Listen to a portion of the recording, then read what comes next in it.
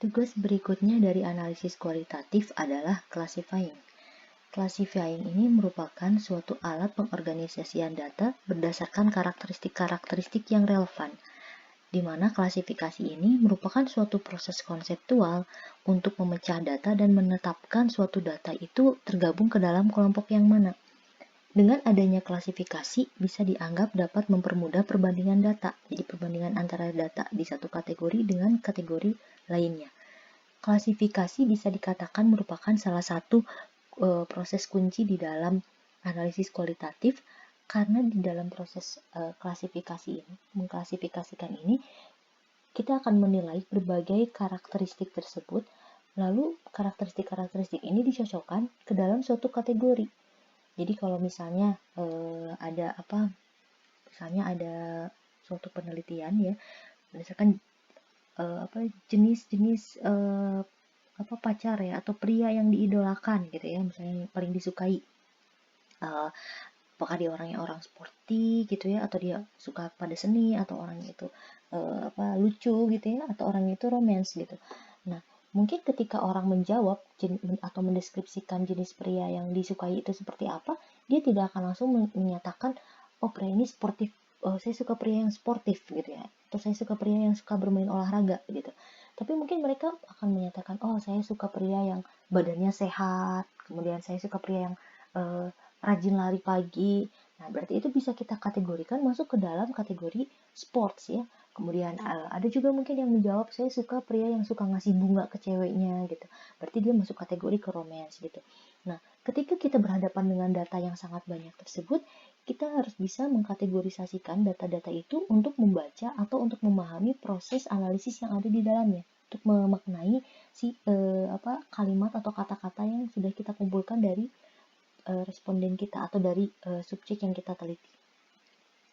Tanpa kita melakukan proses klasifikasi data, kita tidak akan tahu hal apa yang akan kita analisis, atau kita juga tidak akan tahu bagaimana cara memaknai kategori-kategori tersebut hasil dari informasi yang sudah kita kumpulkan. Jadi pemaknaannya seperti apa kita tidak akan tahu.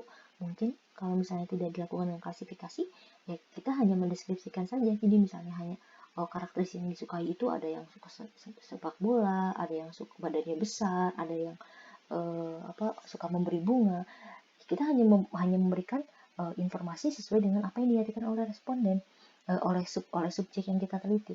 Tapi ketika kita melakukan proses klasifikasi, di sini kita bisa tahu atau kita bisa mencari suatu pemaknaan setelah kita membuat kategori-kategori tersebut gitu ya. Jadi kita bisa membandingkan antara satu kategori dengan kategori yang lainnya gitu. Jadi tanpa adanya klasifikasi data, kita sebagai peneliti itu tidak akan tahu apa yang sedang kita analisis.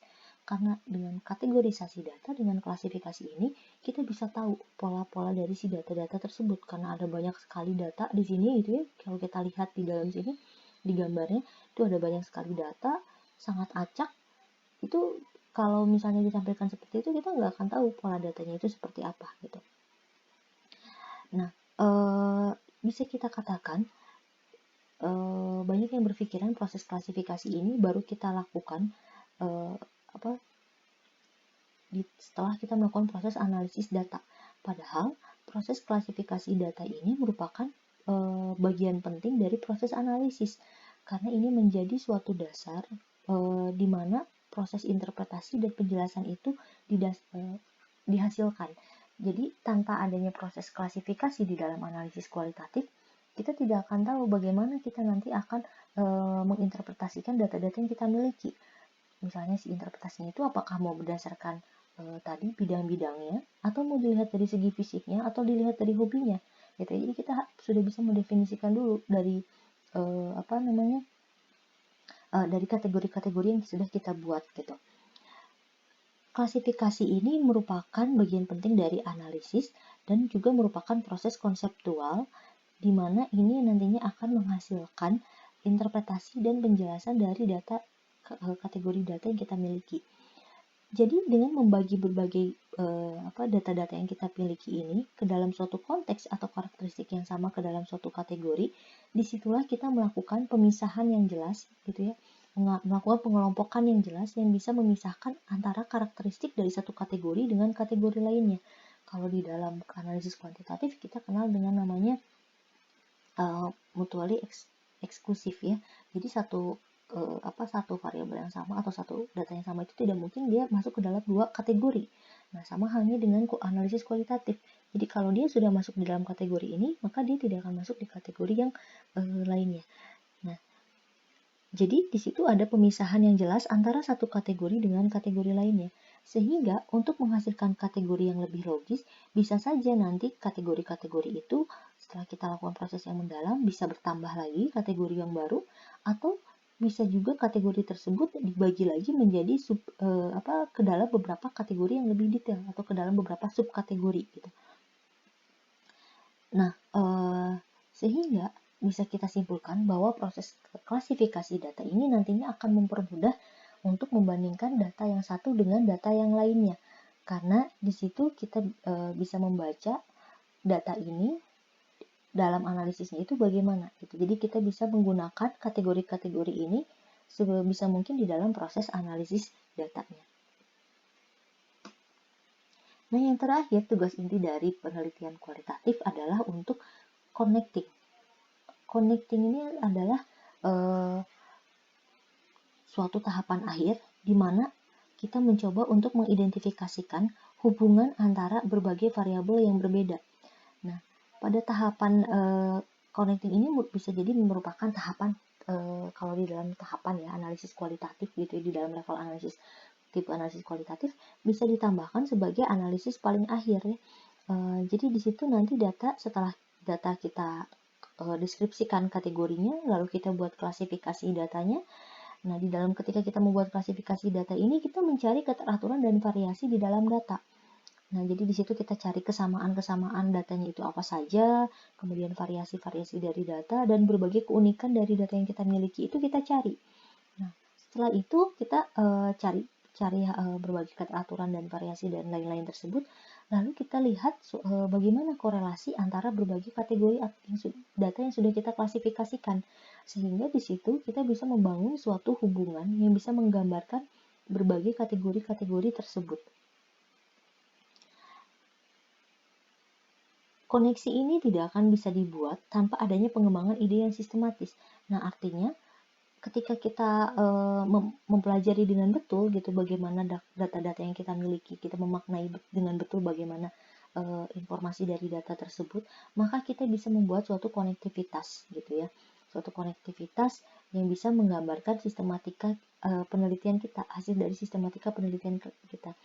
Oleh karenanya di dalam connecting ini sangat penting sekali kita menggunakan representasi grafis. Jadi bukan hanya tadi dengan kata-kata saja, tapi di situ ada penggambaran ya, grafis yang bisa menggunakan yang bisa menjelaskan hubungan berbagai data tersebut, misalnya dengan grafik flowchart seperti ini gitu ya. Nah, connecting ini jika diilustrasikan dalam bangunan, tugas analisis kualitatif dari connecting ini adalah menentukan bagaimana balok-balok tersebut disusun untuk membentuk suatu bangunan. Nah, jadi kalau misalnya kita lihat di dalam proses awal ya, ketika kita mau membangun gitu ya rumah, kita punya banyak gitu ya balok-balok gitu ya, mau bikin rumah-rumahan. Nah, balok-balok itu kita harus tahu tempatnya posisinya di mana, karena bisa jadi balok-balok itu memiliki ukuran yang berbeda gitu, kekuatan yang berbeda gitu.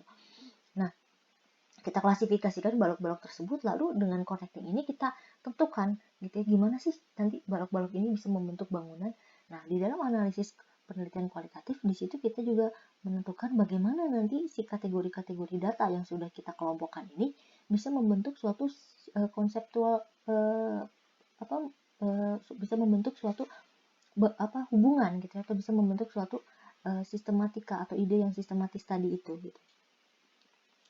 Nah, dengan kita membuat suatu korelasi di antara berbagai kategori yang berbeda, kita bisa membuat gambaran mengenai data kita, sehingga data yang kita miliki itu nantinya bisa tergambarkan dengan lebih kompleks dan lebih jelas gitu. Jadi orang yang membaca itu tahu apa sebenarnya tujuan atau impresi yang ingin kita berikan kepada para pembaca tersebut. Nah, kebayang kalau misalnya Anda berhadapan dengan data kualitatif, tapi data itu hanya deskriptif saja, mungkin hanya isinya hanya berupa cerita narasi saja, kita tidak akan tahu ya sebenarnya pemaknaan datanya itu seperti apa, proses apa yang terjadi di dalamnya situ. Nah, dengan kita memahami, melakukan klasifikasi, kemudian melakukan proses connecting ya, di situ kita bisa bisa dengan jelas menggambarkan bagaimana data-data tersebut gitu ya terjadi, atau fenomena-fenomena tersebut terjadi gitu.